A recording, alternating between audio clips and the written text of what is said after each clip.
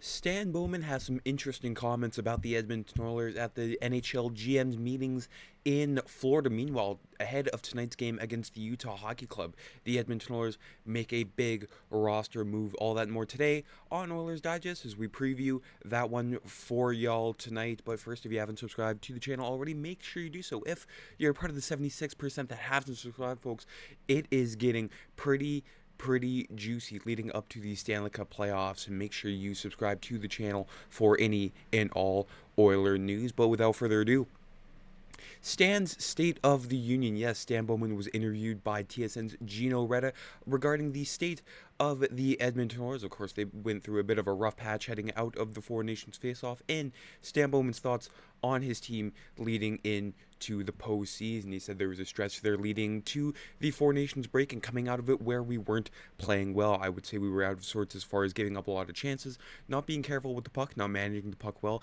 giving up too many easy breaks. I think we definitely turned that around in the recent stretch, but the games, they've been close.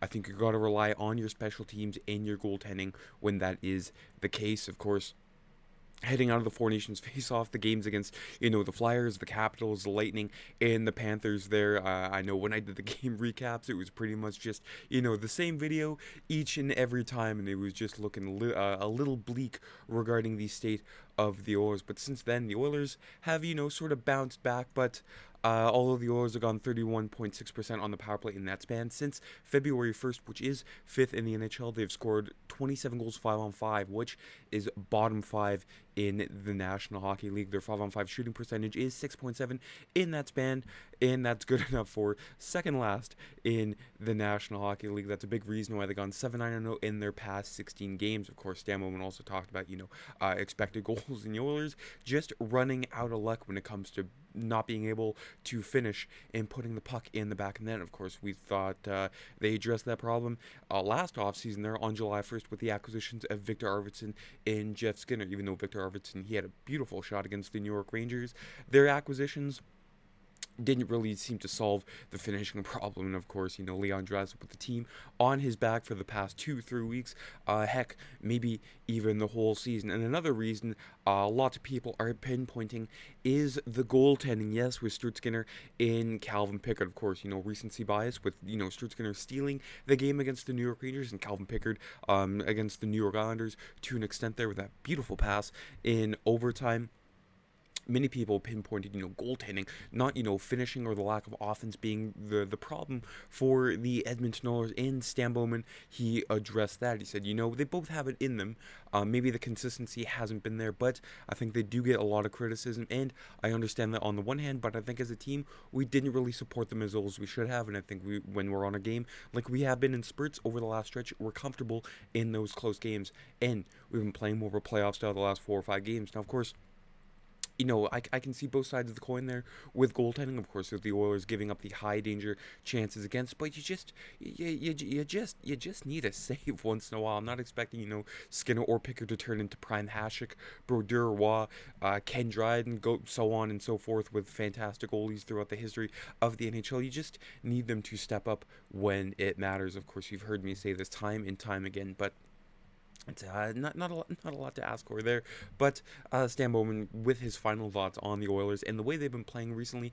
If you look at the way the games have gone, those low chance games, we're not being super risky, and I think sometimes you have to be comfortable playing that style of hockey. It's maybe not the most exciting, and it's not the way we were playing in the middle of the season when I think it was a little bit more free flowing, but I think if anything, it's preparing our group for what's going to be coming our way in April anyway. So for us, I almost feel like we're playing in the playoffs right now. And of course, if the playoffs did start today, the Oilers would be playing the Los Angeles Kings, and it would be a lot more of that boring defensive, opposite of exciting hockey. But the Oilers have seemed to figure out the Los Angeles Kings. So hopefully, we can see that for one more year. But for the Oilers in close games, again, it is literally 50-50. Edmonton has played 10 one-goal games since February 1st, going 5-5-0, and the Oilers hope it will prepare them for the Stanley Cup playoffs. And of course, leading up to the Stanley Cup playoffs, the final 15 or so games for the Oilers, they will see lots of opponents who are very desperate for either their playoff positioning or just to make the playoffs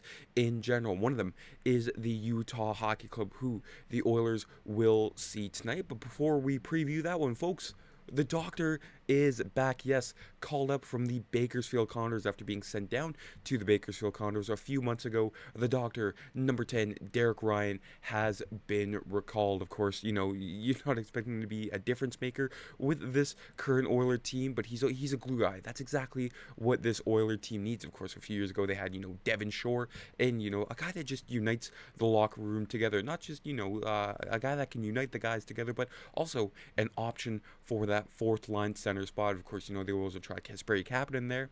They've tried Matisse Yamark there, but their face-off numbers not as good as Derek Ryan. Derek Ryan, with a small sample size, has been one of the best, if not the best, face-off guy on the Edmonton Oilers this season. But yes, the Oilers and the Utah Hockey Club later on tonight, 8 o'clock Central, 7 o'clock Mountain. The Oilers are finally back home at Rogers Place, and of course they will be very amped up to play a very desperate team who's trying to get in that second wildcard spot with the Utah Hockey Club. So hopefully the crowd amps it up, turns it up, does anything to get the Edmonton Oilers going tonight. Just taking a look at the morning skate, and oh my goodness, this is a chef's kiss of a lineup here coming from Bob Stauffer. Jeff Skinner on the first line with Connor McDavid and Zach Hyman, who does make his return to the Oiler lineup tonight after only missing one game. Of course, Corey Perry.